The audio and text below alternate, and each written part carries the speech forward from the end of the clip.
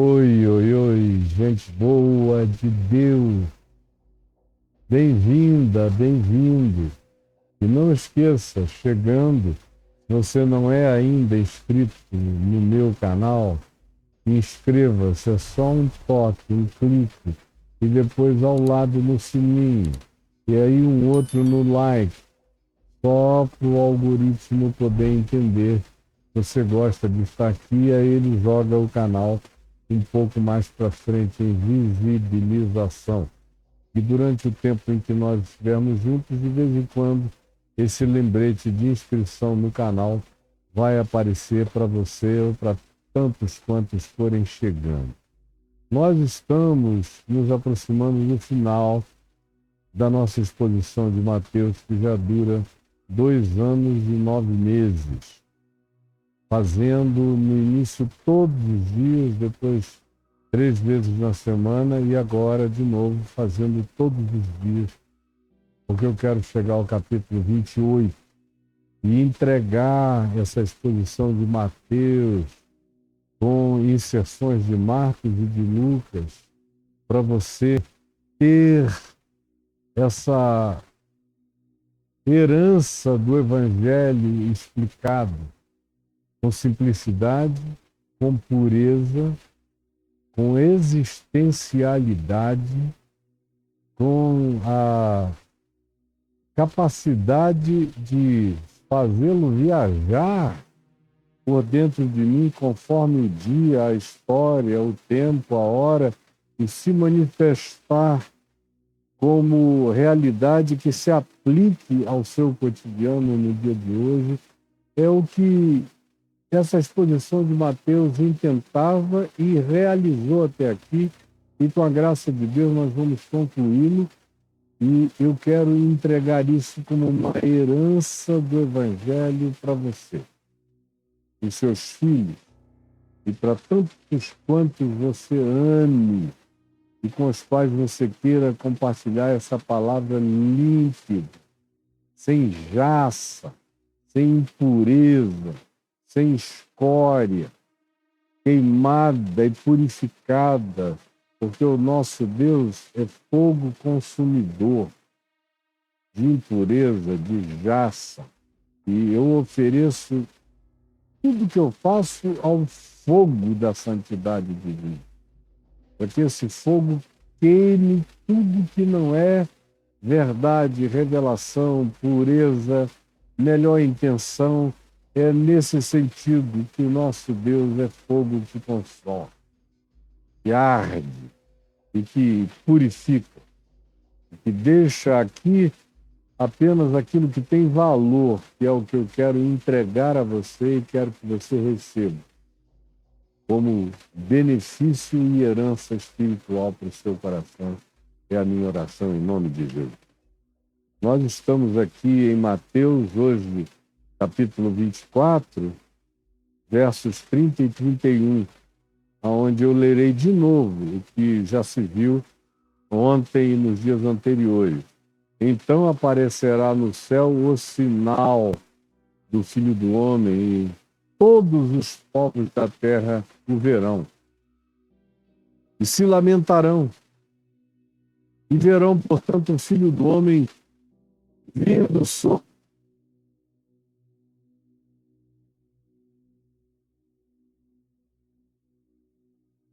muita manifestação invisível de uma glória que olhos nunca viram, que a imaginação nunca concebeu, que nenhuma inteligência artificial jamais criou nem criará. E a humanidade entrará em estado de estupefação, chocada. E muitos se lamentarão, a grande maioria dizendo: a gente teve essa chance todo dia. A gente podia ter aprendido a viver.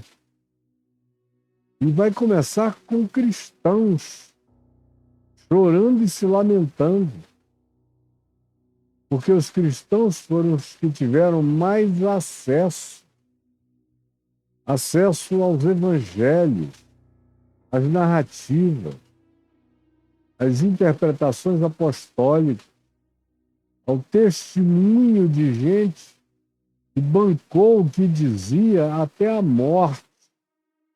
Morte de cruz, morte de apedrejamento, morte por decapitação, morte por exílio e abandono na solidão, da inalcançabilidade. Gente que não julgou preciosa a sua vida em nenhum momento antes, teve como prêmio da existência o privilégio de serem testemunhas de Deus encarnado, do Verbo encarnado em Cristo, Jesus, da sua cruz, onde levou sobre si os pecados de nós todos, da sua ressurreição, de onde ele saiu rasgando todas as estruturas da morte para garantir a minha justificação, a sua e de todos quantos pratiquem a fé que opera pelo amor no mundo inteiro. Então, como eu disse, os serão os primeiros a caírem nessa grande lamentação, porque tiveram a chance, mais do que qualquer outro grupo, e fecharam o coração. Preferiram o sagrado ao santo.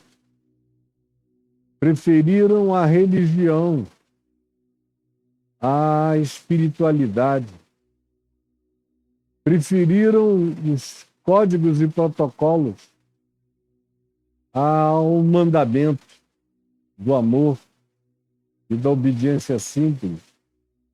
Preferiram as tradições dos homens e as fabricações das conveniências de acordo com os moralismos históricos e abandonaram a ética do amor, da compaixão, da misericórdia, do acolhimento, da solidariedade, do perdão, da verdade, da justiça, da fidelidade e do domínio próprio. Os cristãos, portanto, serão os que mais lamentarão nessa hora em que o Filho do Homem se manifestar. Lamentar-se-ão, porque eles foram os que mais desprezaram a revelação. Um grupo que vem ali no imediato é o dos judeus, especialmente os que se tornaram, até o dia de hoje, cheios de ódio, muito ódio por Jesus, contra Jesus. Tantas vezes quantas Jesus aparecesse e voltasse, eles o matariam. Toda vez o matariam. Por algum modus operandi de morte, o matariam, fosse na cruz, ou apedrejamento, ou metralhado, ou pendurado de cabeça para baixo, mataria. Porque há uma quantidade enorme, especialmente de religiosos, da mesma natureza dos fariseus dos dias de Jesus, dos saduceus, das autoridades do Sinédrio, dos capitães do templo e dos que, em nome de Deus, se investiam de autoridade e manifestavam poder de dominação sobre o povo. Esses mesmos carregam o mesmo espírito homicida que Jesus denunciou em vários lugares e também em João, no capítulo 8, quando disse: vós sois filhos do diabo. Falou para aqueles judeus que adoravam pedras sagradas, o templo, os cultos, as oferendas, o sacerdócio, as libações, os títulos, as ofertas e a supremacia espiritual de acharem que eles eram as únicas pessoas na face da terra que conheciam Deus, a ponto de que Deus pertencia a eles. Como eu vejo pessoas dizendo o Deus de Israel. A grande malignidade de Israel foi dizer o Deus de Israel. Porque dizer o Deus de Israel destrói Israel. Porque faz de Deus propriedade de um povo. Assim como Baal, o deus dos cananeus, os Zeus, Poseidon, Hades, Cronos, deus dos gregos, assim como Osíris, Ísis, Horus e muitos outros deuses dos egípcios, são propriedade. Quando se diz o Deus de Israel, eu tremo de temor e tremor, porque a única salvação seria Israel de Deus. Israel não quis ser de Deus até o dia de hoje, mas preferiu dizer e gritar que Deus é de Israel, propriedade deles. Por isso, nunca enxergaram Jesus, como também nunca priorizaram o amor, a compaixão, a misericórdia, o perdão, a bondade, a inclusão, a igualdade, a comunhão com os diferentes, com os outros povos. Não, sempre se colocaram num lugar de superioridade, de supremacismo, uma espécie de arianismo sionista. Pouca coisa é mais antiga no seu arianismo de supremacismo étnico, religioso, espiritual, do que esse que a gente encontra nesse povo que diz que Deus é o Deus de Israel, ao invés de Israel ser servo do Deus vivo. Como os profetas diziam o tempo todo, Israel tinha que ser servo, porque Deus não era servo de Israel. Mas até o dia de hoje, você vê inclusive os crentes dizendo, eu só creio no Deus de Israel. Eu digo, meu Deus. E olha lá o que o Deus de Israel, através de Israel, está fazendo e fez no mundo. E fez com Jesus, e fez com os profetas. E você quer dizer que você só crê no Deus de Israel? Eu não tenho nada a ver com o Deus de Israel. Eu tenho a ver tudo com o Pai de Jesus, que é o Deus que Israel nunca quis até o dia de hoje. Mas os cristãos não querem entender isso, porque eles querem ter um avô perverso, que mata o filho e que deixa como legado o ódio. E aí eles levantam essa bandeira e dizem, não, eu só creio no Deus de Israel. Pois é, Israel que também se lamentará batendo no peito, porque deu de mão a revelação de Deus desde o início, o tempo todo. Eles nunca gostaram do que era bom, verdadeiro e justo. Assim como os irmãos de Jacó odiaram a José, que era diferente dele. Então vamos matá-lo. Assim como os irmãos de Davi abominaram a Davi porque era diferente deles, então não vamos nem mostrá-lo. Assim como Saul odiou a Davi porque tinha uma atitude bem superior a dele, então vou eliminá-lo. Assim como os reis de Israel, de Salomão em diante, deram de mão a toda a boa revelação dos profetas genuínos de Deus. Salomão preferiu crer em si mesmo e se tornou ele próprio a medida de todas as coisas. E terminou como um grande feiticeiro, dos piores que a terra já conheceu. Até que no final da vida, pela misericórdia de Deus, ele se converteu ao abatimento da sua fraqueza.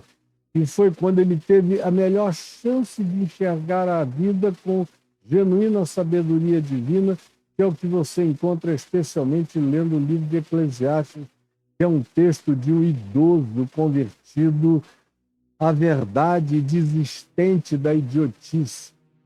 Depois dele é uma sucessão de reis ruins, ruins, ruins. Apareciam profetas de Deus, eles matavam, matavam, matavam, matavam.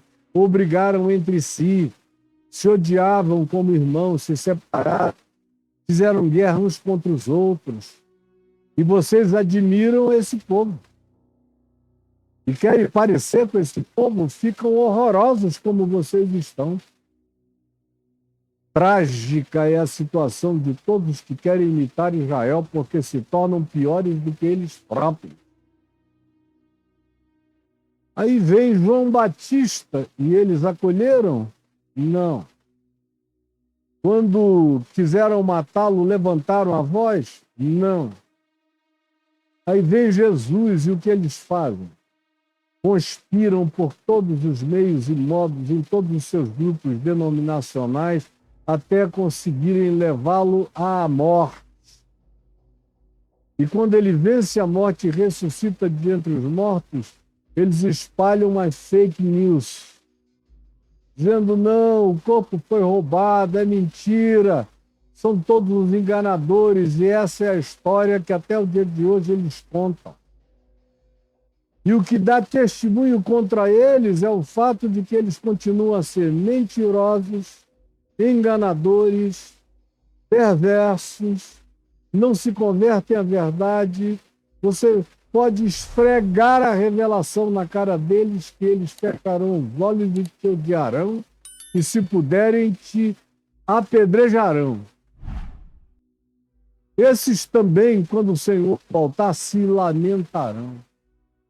E todos quantos na terra tiveram mais luz e puderam enxergar e ver, mas escolheram não a verdade que opera pelo amor, mas a mentira, o ludíbrio, o engano, a miragem, a dissimulação, o ódio, a raiva, o egocentrismo, as manifestações de controle, de dominação, de acumulação de poder, de riqueza, de fama, de autoridade para controlar, esmagar, manipular os outros.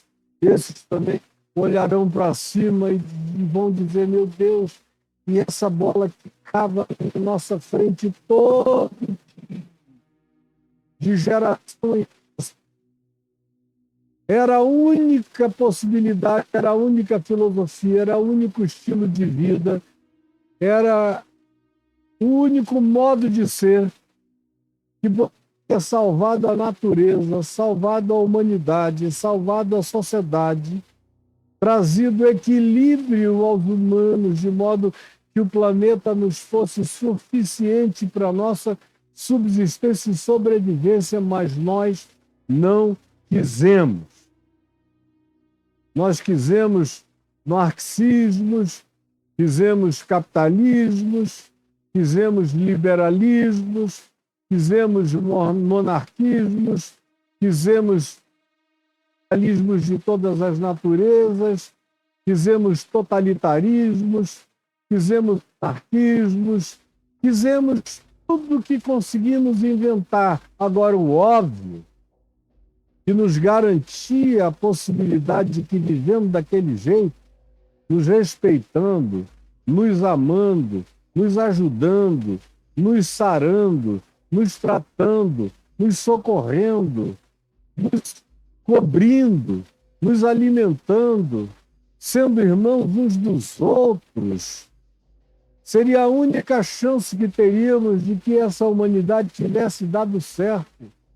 Mas nós matamos todo mundo que propunha isso, nós antagonizamos contra todos aqueles que queriam viver esse projeto, nós chamamos de idiotas, de tolos, de bobos, de fracassados, de frágeis, de pobres, de miseráveis, todos que nos instavam para que vivêssemos essa vida que podia ter salvado o planeta e nós não quisemos. Então, lamentar-se-ão, porque verão o Filho do Homem vindo sobre as nuvens do céu com poder ilimitado.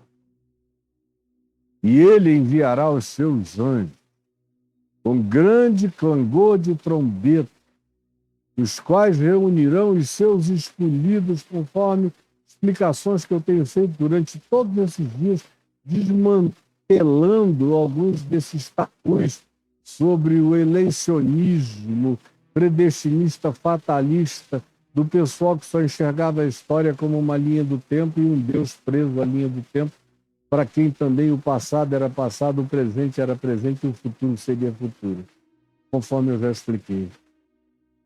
Pois bem, ao chegarmos aqui, deve ter muita gente perguntando: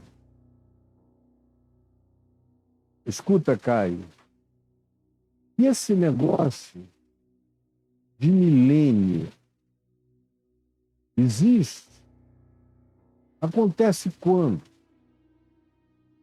Porque você vem expondo o que acontecerá e já acontece e sempre aconteceu e só aumenta em intensidade.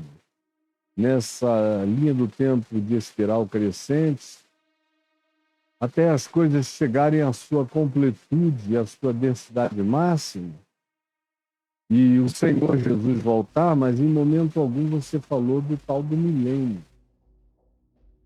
Quando Jesus voltar, acabou tudo? Aparentemente não. Aparentemente não. Haverá ainda outros fenômenos civilizatórios. A gente depreende isso da leitura da sequência dos evangelhos, especialmente Paulo, da carta de Pedro, e sobretudo o Apocalipse. Quando você o lê, você encontra. E você encontra sinais de um tempo novo, de uma nova era, mas que ainda não chega em plenitude absoluta, ainda se manifesta em termos de relatividade, no livro de Isaías, também no capítulo 65, quando se lê do verso 17 em diante. Isaías 65, de 17 em diante. Quando se lê, pois, eis que crio novos céus e só há um Pedro, haverá novo céu e nova terra, nos quais habitarão a justiça. E aqui nesse novo céu e nova terra, descrito pelo profeta Isaías, não existe ainda uma absolutização toda a perspectiva eterna, da chegada e da absolutização da glória eterna. Há uma glória presente, mas em estado de relatividade, mas uma melhoria salvadora que assambarcará, que cobrirá toda a existência planetária e toda a civilização, toda a civilização. E diz, não haverá, jamais haverá memória delas. Uma humanidade esquecendo, tirando da mente todo o horror, desaprendendo a prática do mal e ensinando novos modos, novos olhares para as novas gerações. Uma harmonia com a criação, com a natureza, com os humanos. A morte da importância patriótica, que é um negócio desgraçado, é o nacionalismo patriótico, é demoníaco. Em Cristo não há nacionalismo patriótico. Onde há nacionalismo patriótico, não há evangelho. Porque onde há o verdadeiro evangelho, o evangelho desmonta todo o nacionalismo patriótico. Já não haverá memória dessas idiotices. Mas vós, os que fizerem parte dessa nova era, desse mundo, dessa época, folgareis e exultareis perpetuamente naquilo que eu vou criar. E vocês vão ver como é possível viver em paz. Porque eis que eu crio para Jerusalém, que Paulo diz em Gálatas 4, que só gera porte para matança, para guerra, para desordem, até Jerusalém. Jerusalém é o até extremo das coisas. Até em Jerusalém haverá alegria. E para aqueles que moram lá, que só experimentaram guerra depois de guerra, guerra depois de guerra, a vida em Jerusalém tem sido uma miséria, miséria. Desde que Davi a tomou dos judeus, ela se tornou uma cidade que tem o nome de Cidade da Paz, mas é a cidade da guerra, do sangue, da morte, onde todas as pessoas mais interessantes que Deus enviou para esse planeta foram mortas lá. É chocante isso, é Jesus quem diz. E o texto prossegue dizendo: e exultarei por causa dela e folgarei com aqueles que nela sejam o meu povo. E nunca mais se ouvirá de choro, nem de morte, nem de amor, nem de agonia, porque foi só isso que aconteceu de Deus. Até chegar esse dia. Pensa para viver poucos dias, como hoje a gente vê em Gaza. E a história de Jerusalém também é uma história de morticínio, de mortandade de crianças. São milhares de anos de morte de crianças. Milhares constantemente praticados, uma hipocrisia enorme, um fanatismo sem igual na face da terra. Não há lugar nem geografia que tenha praticado mais fanatismo e homicidas do que Jerusalém, até o dia de hoje. E a maior demonstração disso é que mataram todos os profetas a Cristo Jesus, o Verbo encarnado. Não haverá, portanto, depois desse tempo, criança para viver poucos dias, mas ainda haverá morte. Não haverá também velho que não cumpra os seus dias, que não fique muito velho até morrer de velho, e bem morrido, com vitalidade, como foi o caso do meu avô, que morreu com 104 anos, que ficou com dente na boca, dor de cabeça, parecia na nova era. Mas todos viverão assim, com saúde. Porque morrer aos 100 anos é morrer ainda jovem, quando chegar esse tempo. Mas ainda haverá morte. Haverá muita ciência, muita longevidade, muito prolongamento da vida, muita saúde. E quem pecar, portanto, haverá ainda erro, falha, equívoco. Quem pecar, só aos 100 anos será amaldiçoado ou julgado, que é uma hipérbole, para dizer que essa coisa de causa e efeito e kármica será eliminada dessa perspectiva. Haverá o tempo todo a chance da renovação da consciência. Eles edificarão casas e nelas habitarão, diferentemente de hoje, onde a maioria das casas que alguém edifica é para outros morarem. O próprio indivíduo que constrói a casa não tem onde habitar, na maior parte das vezes, no planeta. Plantarão vinhas e comerão do seu fruto, ou seja, terão paz. Para você plantar uma vinha e comer do seu fruto, você precisa de paz e de tempo. Não dá para plantar vinha no meio da guerra e nem comer do seu fruto. Eu tenho vinha aqui no meu jardim. Você planta hoje, vai esperar alguns anos para ela crescer e começar a dar o seu fruto. E você tem que cuidar, fazer as podas certas, nas horas certas, no tempo certo. Tem que ter paz. Não dá para fazer isso em guerra, em tormento. E mais do que isso, diz: não edificarão para os outros, para que outros habitem. Nem plantarão para que outros comam. Porque a longevidade será como a da árvore, a longevidade humana será como a da árvore, se viverá muito, muito. E os meus filhos e eleitos desfrutarão de todas as obras das suas próprias mãos. Produziu, vai usufruir.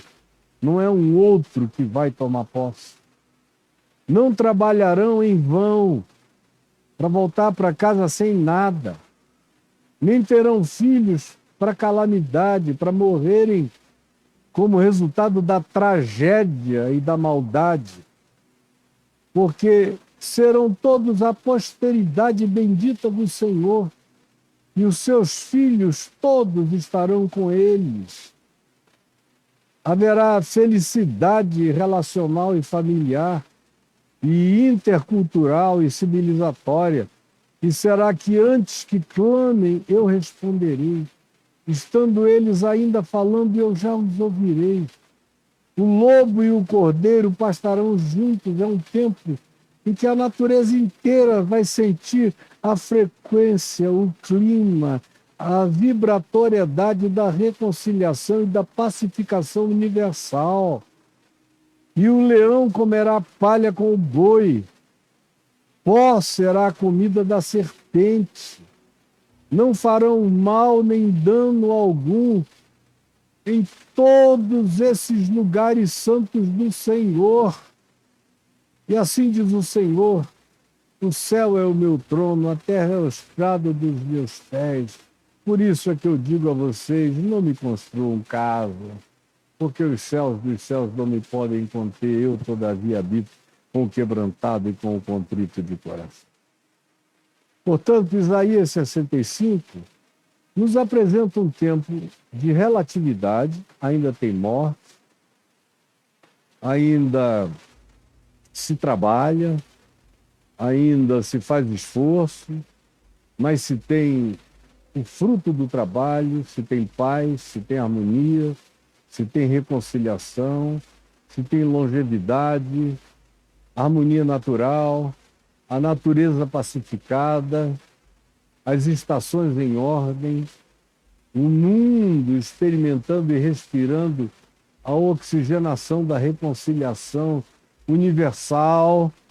É o que Isaías 65 nos diz, embora ainda não seja uma descrição de algo absoluto, definitivo, com o banimento de toda dor, lágrima, morte, desventura humana, como é a promessa da eternidade glorificada da nova Jerusalém, que a gente lê em Apocalipse, no capítulo 21 e no capítulo 22. Pois bem, sua pergunta, e quando é que haverá esse milênio? Haverá? São três as perspectivas, como eu já falei en passant aqui para vocês, sobre essa ideia de milênio.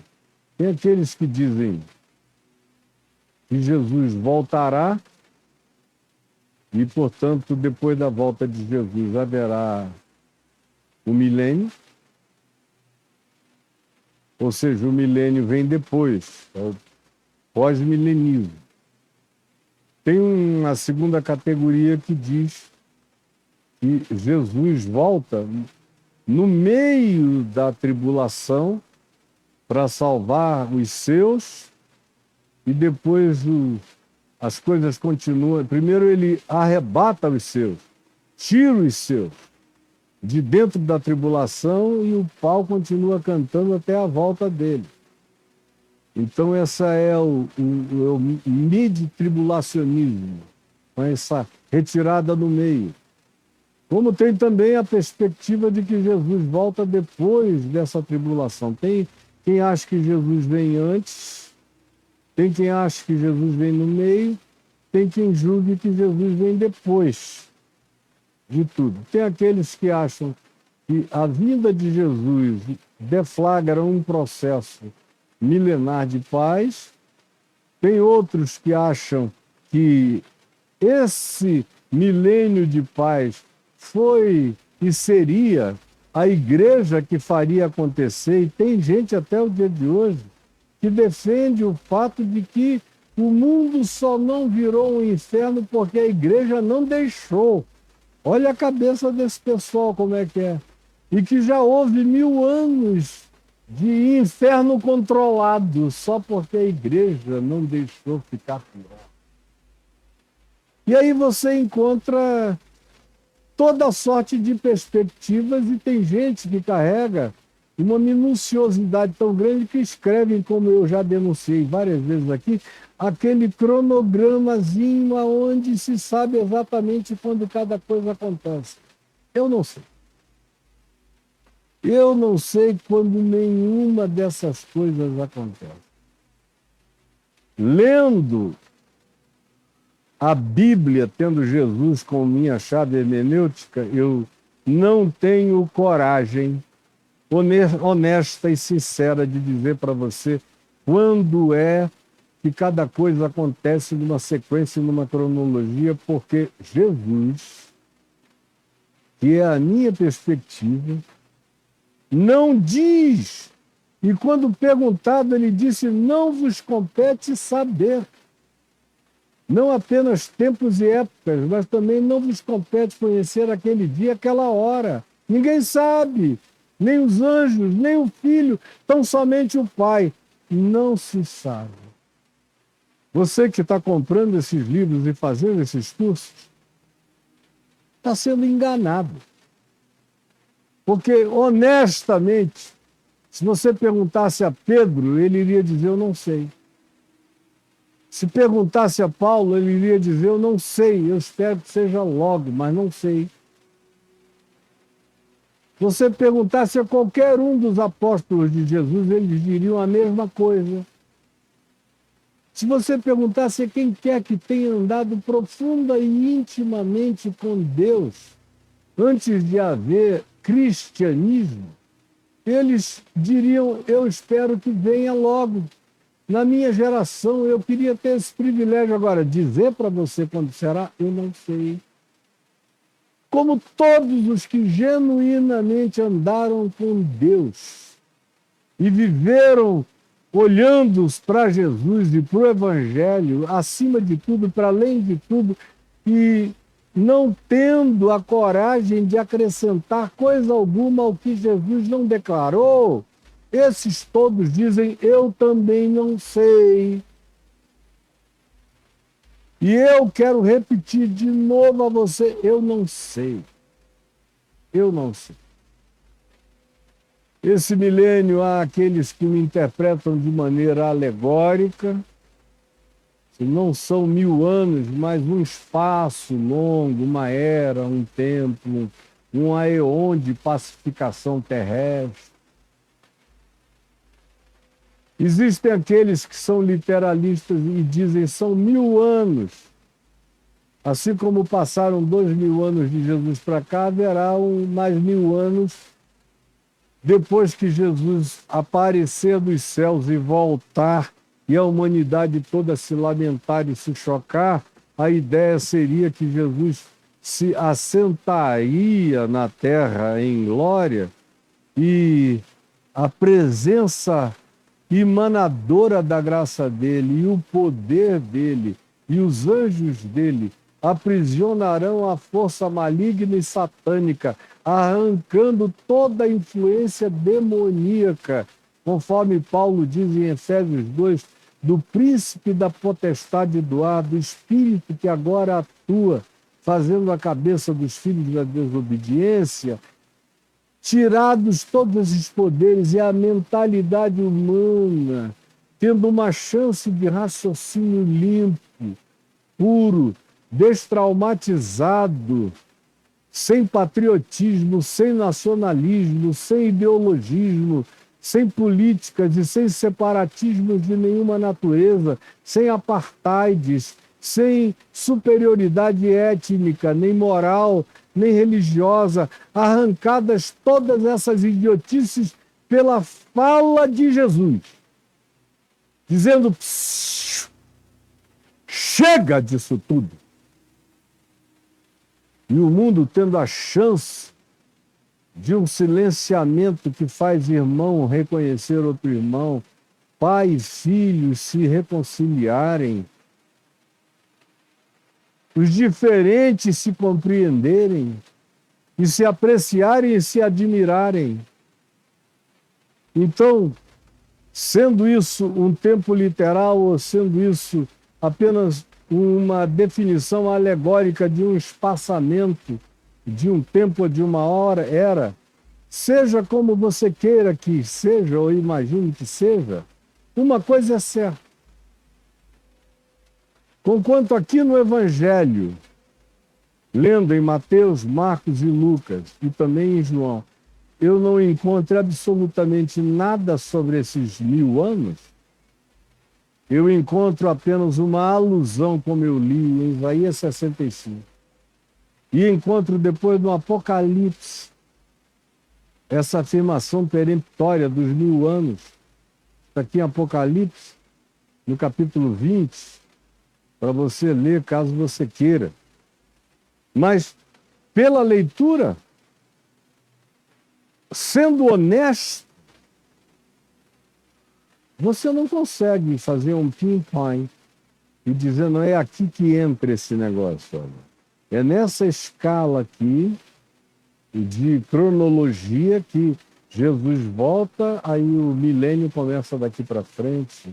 Porque até aqui, Jesus não voltou ainda, ou eu vou voltar para ele, ou ele vai voltar para mim e para você, mas até o dia de hoje, ele não voltou para me levar, eu estou aqui falando, e ele nem voltou para o mundo, porque eu ainda estou esperando, e você também.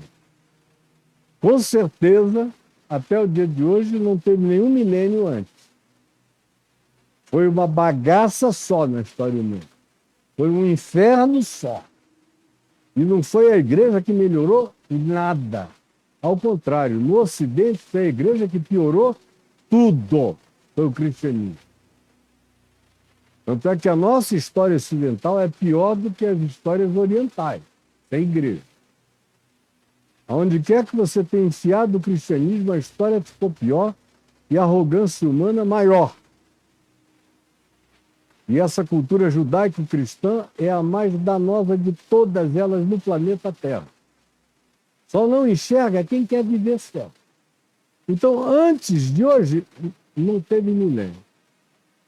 Se Jesus volta e a única chance de haver esse milênio, esse tal de milênio, é depois da volta de Jesus, embora nos evangelhos eu não leia nada sobre esse tema.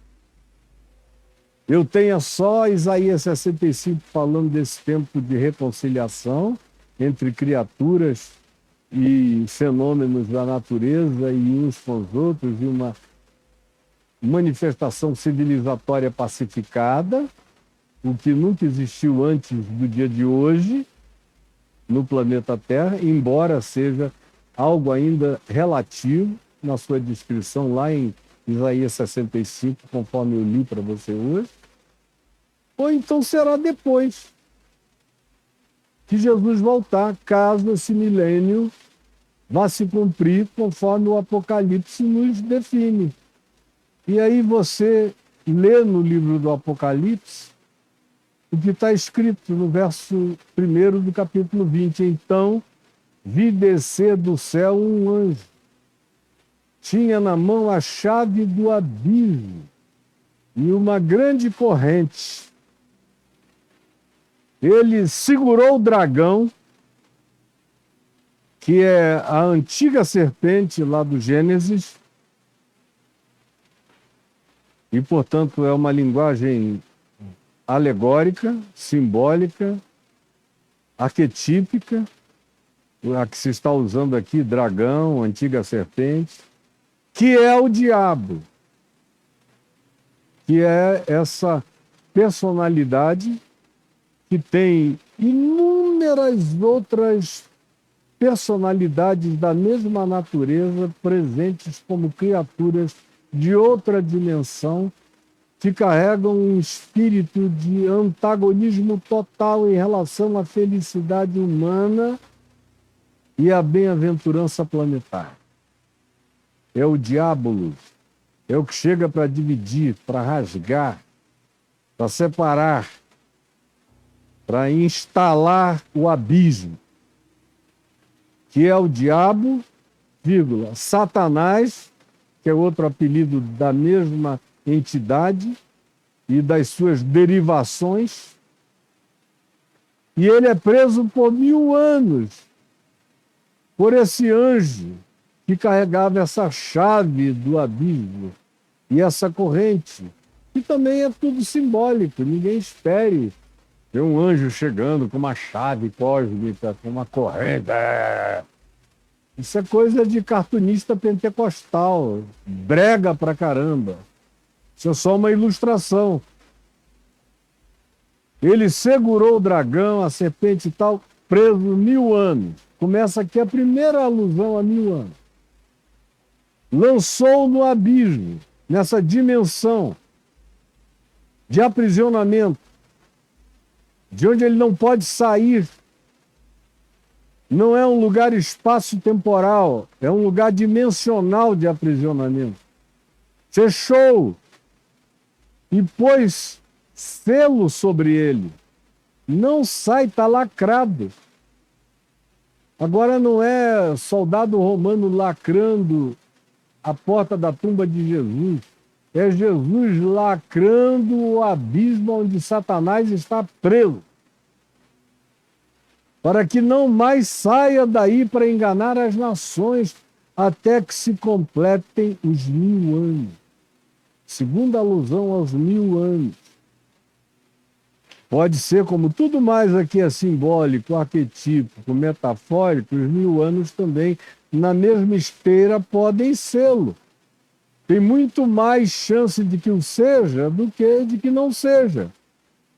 Porque assim como a chave não é literal, a corrente não é literal, o dragão não é literal, a serpente não é literal, o diabo, o diabolus, é uma entidade, mas a figuração de natureza arquetípica e cultural, civilizatória, e todos os empréstimos faciais que já fizeram a essa figura, é tudo simbólico, ninguém tem esse retrato falado para apresentar, não existe essa descrição, é tudo construção do imaginário. E esse abismo também não é um buraco ali no deserto, é uma dimensão. E está fechado por essa chave, é uma outra linguagem também dimensional e simbólica, para que não saia a enganar a mente das nações. Depois disso, é necessário, a palavra é necessário, que ele seja solto. Quando a humanidade tem a chance de viver um aeon, um período, uma era sem diabo. É a primeira era sem diabo que o Homo sapiens sapiens vive no planeta. Se o que está dito aqui no Apocalipse, mesmo que eu não encontre alusão a 1000 anos nos evangelhos, nem a intervalo nenhum dessa natureza, mas considerando que isso aqui, todavia, não entra em choque contra nenhuma revelação dos evangelhos ou do Novo Testamento, portanto, não havendo choque, não existe conflito, e havendo, inclusive, o elemento de Isaías 65 como corroboração ou convalidação, é também em razão disso que se pode ler esse texto do jeito que eu estou tentando ler para você. É até onde eu posso ir, consigo ir, me sinto autorizado a ir e a não passar daí, porque passar daí já é insinuação, especulação e construção imaginária, só isso. Aí ele prossegue dizendo, é necessário que ele seja solto por um curto período de tempo, mas é preciso que os seres humanos tenham a sua primeira experiência de existirem civilizatoriamente sem a presença de diabos, de Satanás, de demônios, de indutores invisíveis da maldade e do ódio, tentando provocar e arrancar o pior da condição e do coração humano. Então se diz, vi também tronos. Outra vez, é tudo simbólico. São lugares de poder, os centros de convergência de poder que o Novo Testamento chama de tronos. Paulo chama de tronos, soberanias, principados, potestades. É a mesma linguagem. Vi também tronos, centros de poder. E nestes sentaram-se aqueles aos quais foi dada a autoridade de julgar.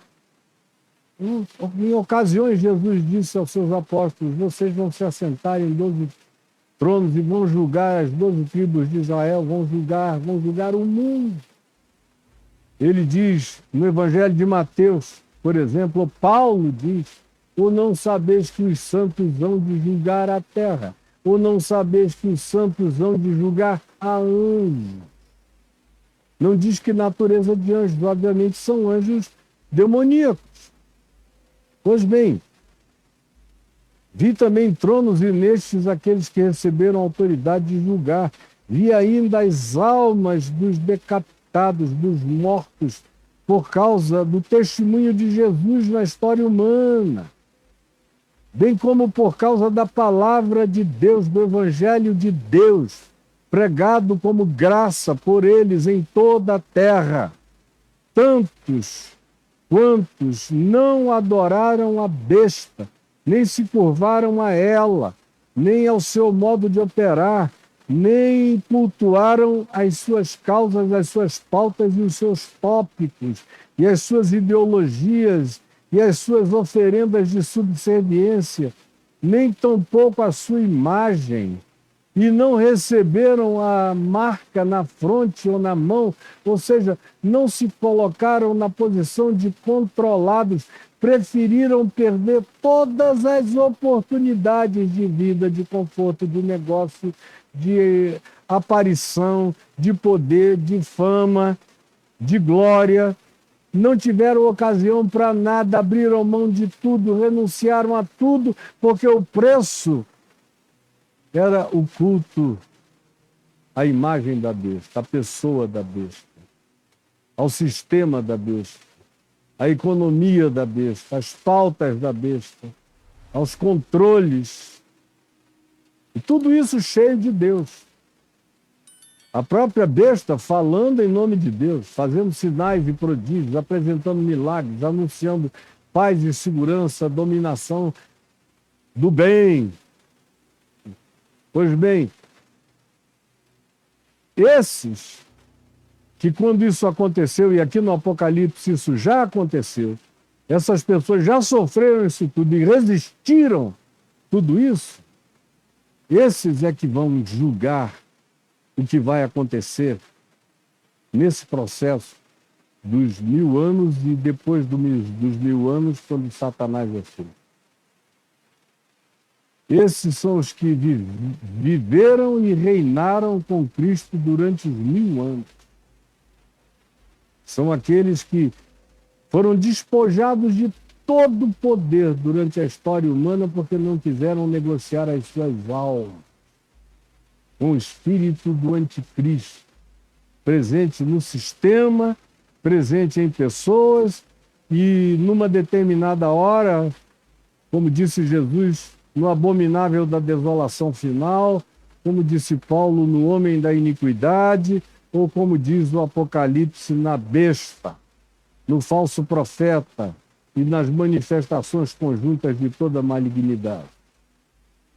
Os gestantes, diz o verso 5 de Apocalipse 20, os gestantes dos mortos não reviveram até que se completassem os 1000 anos. Esse período é um período onde há mortos que não ressuscitaram.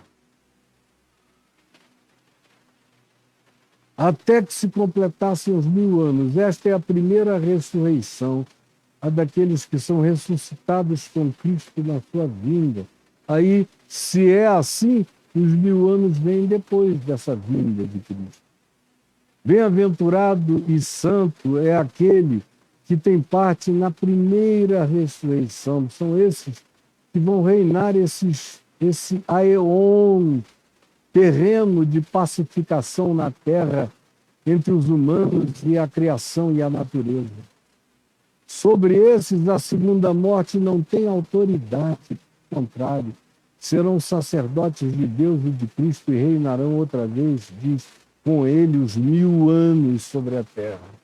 Quando, porém, se completarem os 1000 anos, ou esse aeon, ou essa era, ou esse período, Satanás será solto da sua prisão dimensional e sairá a seduzir a todas as nações que há na terra, que são caracterizadas no Apocalipse pela designação de Gog e Magog, conforme você encontra também em Ezequiel, no capítulo 39, e você encontra no Apocalipse do mesmo modo.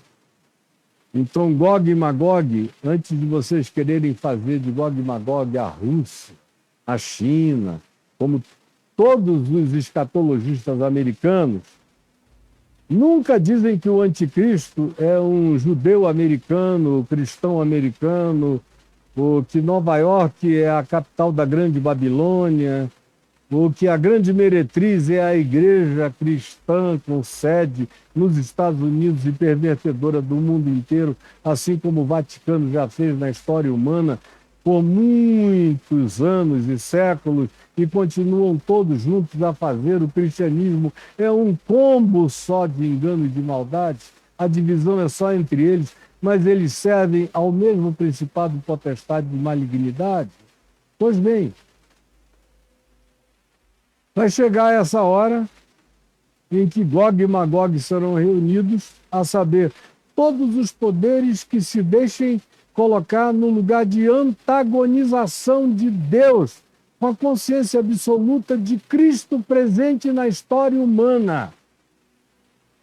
Mas a força e o poder de dissimulação, de engano de Satanás é uma coisa tão grande que mesmo depois de uma cultura milenar assim chamada de paz, de reconciliação, de distribuição, de solidariedade, de longevidade, de não adoecimento, de não enfermidade, de pacificação em todos os níveis, ainda assim, depois disso tudo,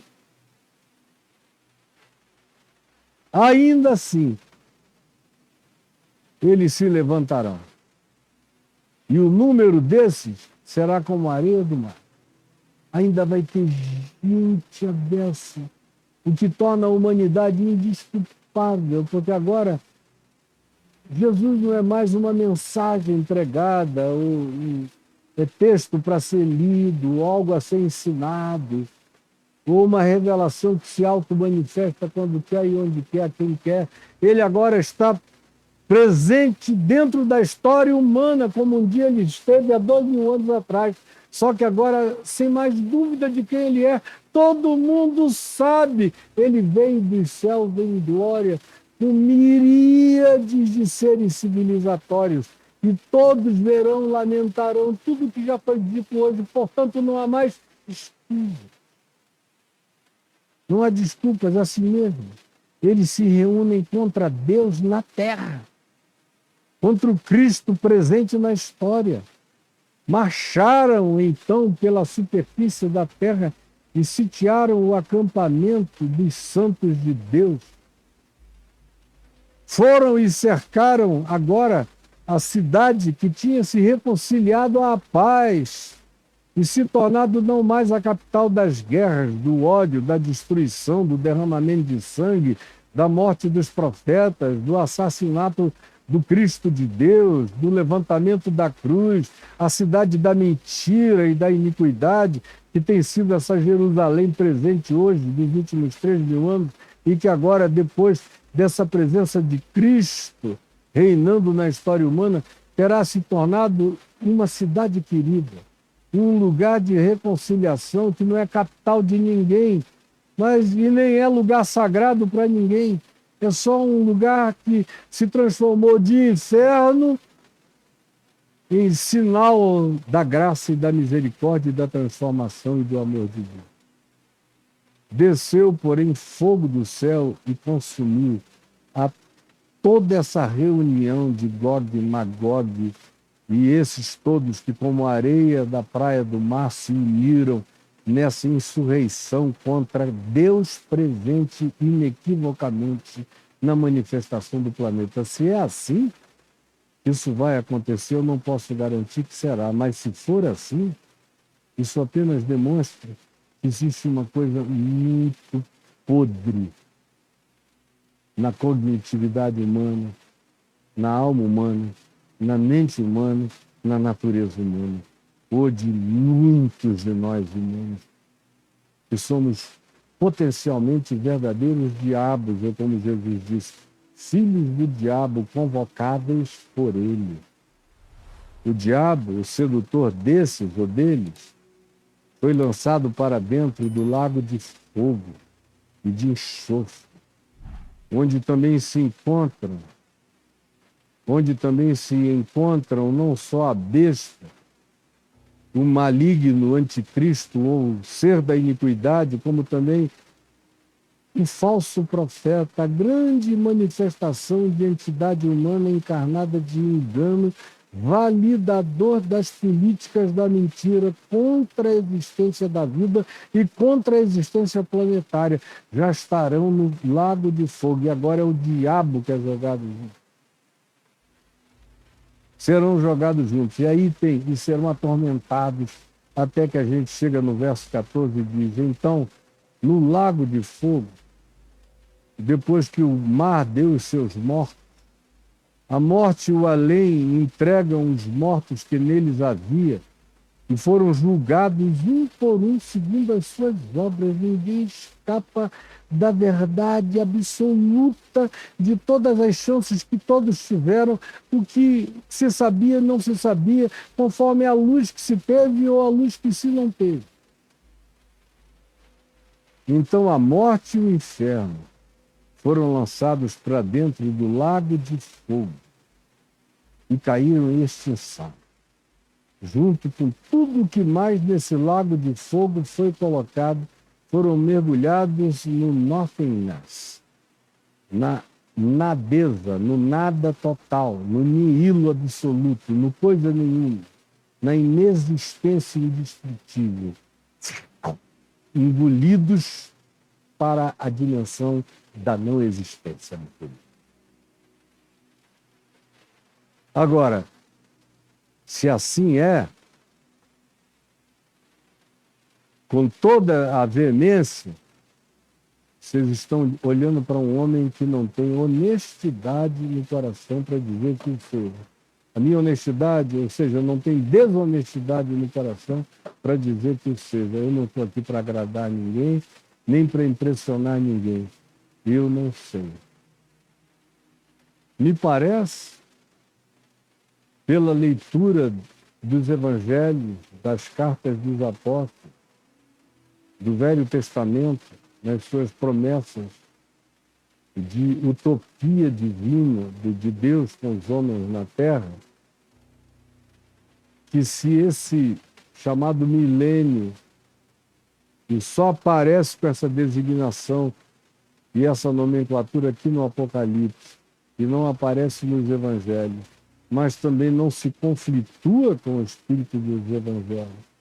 E existe a prerrogativa apostólica, especialmente apresentada por Paulo quando fala do homem da iniquidade, e apresenta uma determinada ideia de continuidade na Terra, da presença humana da Terra, depois que Cristo vem, depois que Jesus volta, até o dia em que todas as coisas serão consumadas.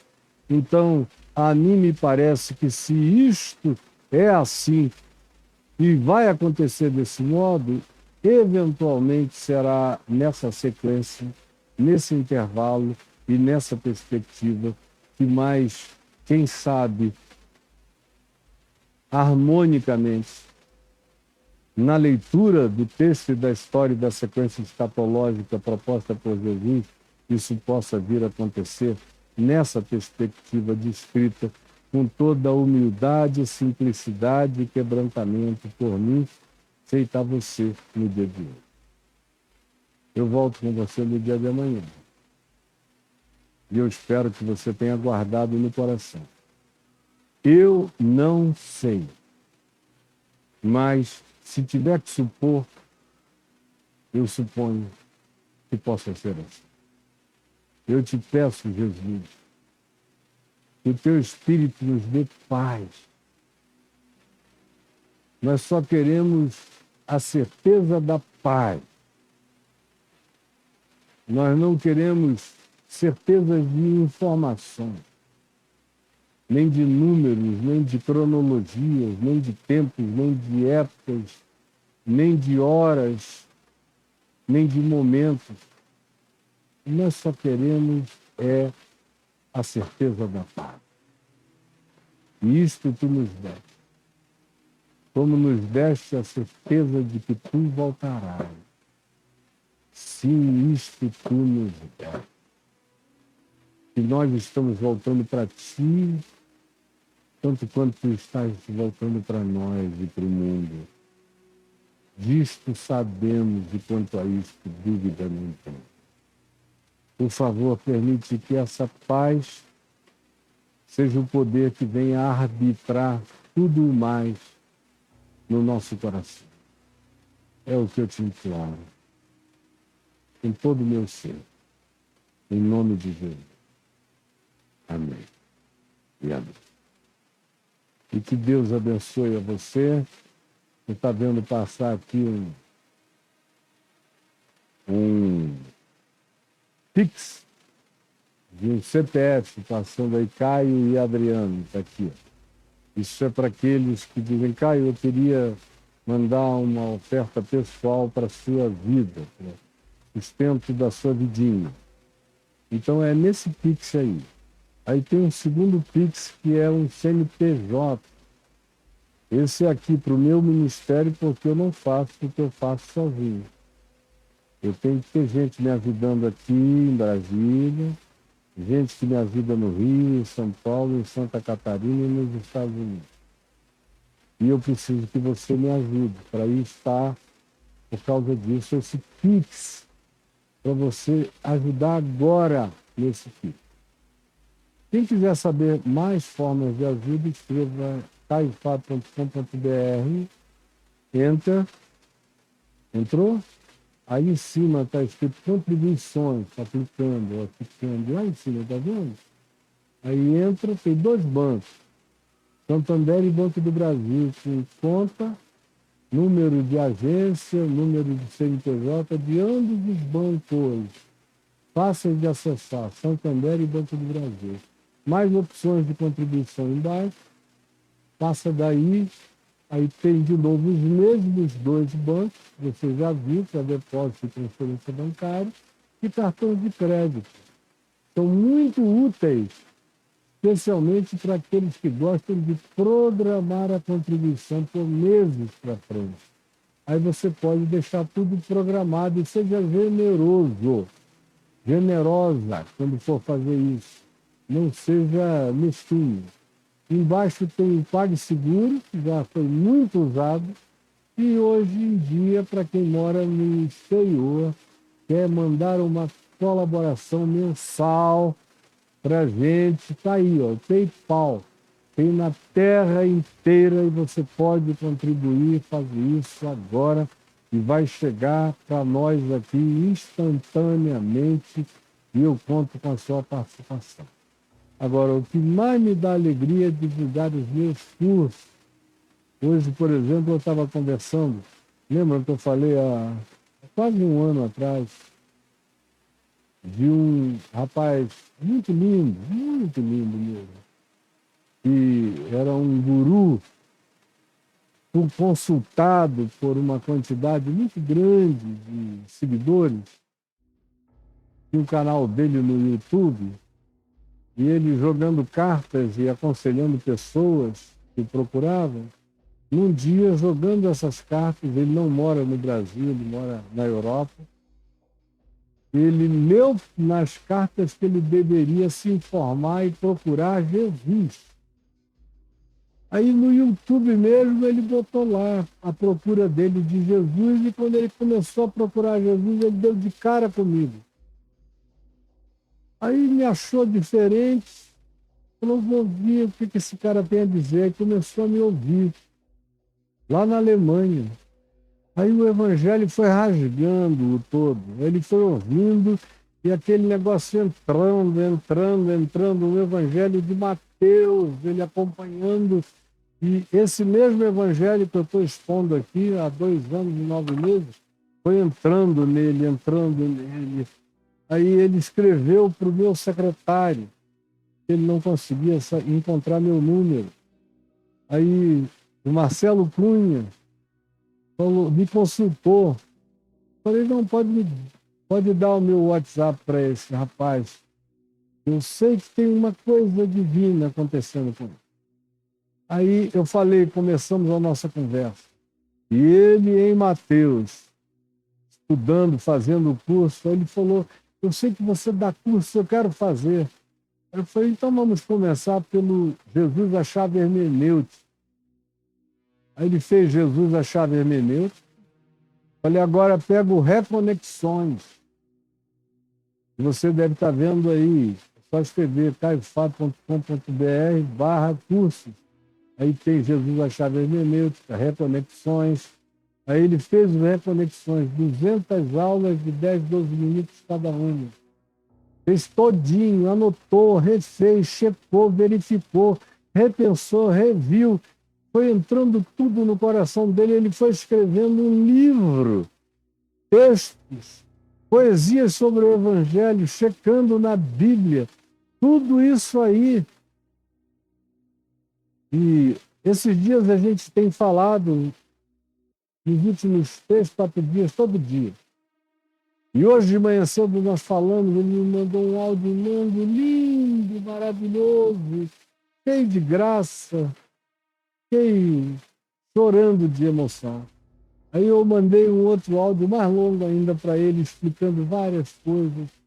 Como eu tinha feito anteontem, uma pergunta interessante que ele me fez, que eu tive muito prazer em responder, sobre o orar sem cessar, que agora ele entrou nesse espírito de viver em oração em Cristo, fazendo o pensamento dele uma oração e da oração um pensamento de reflexão contínua, conforme ele aprendeu comigo lá no Reconexões. No final do curso eu entro nessa dimensão de espiritualidade.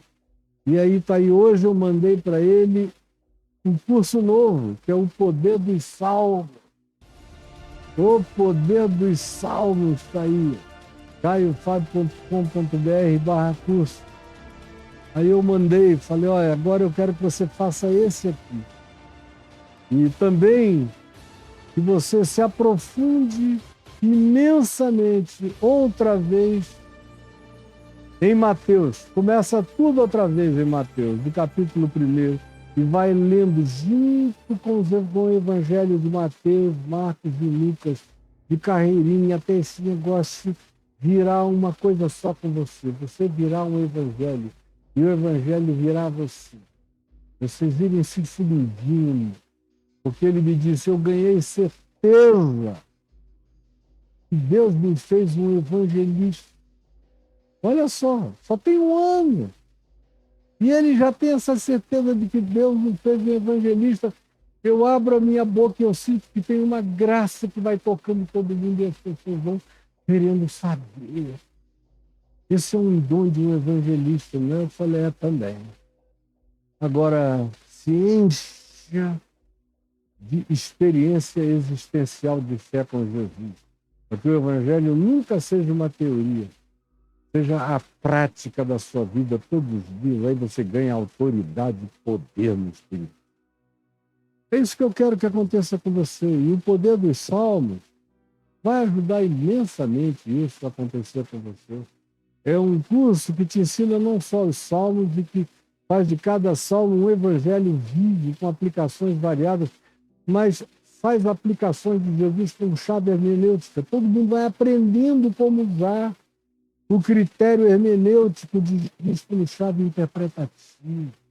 Vai aprendendo a globalidade da Escritura, uma coisa lançando luz na outra, percepção na outra, entendimento. É de uma riqueza extraordinária.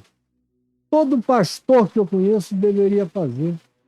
Inclusive todos os meus amigos, que eu não conheço nenhum que leia os salmos à altura dos salmos. Nenhum. Mesmo os mais academizados. Nenhum.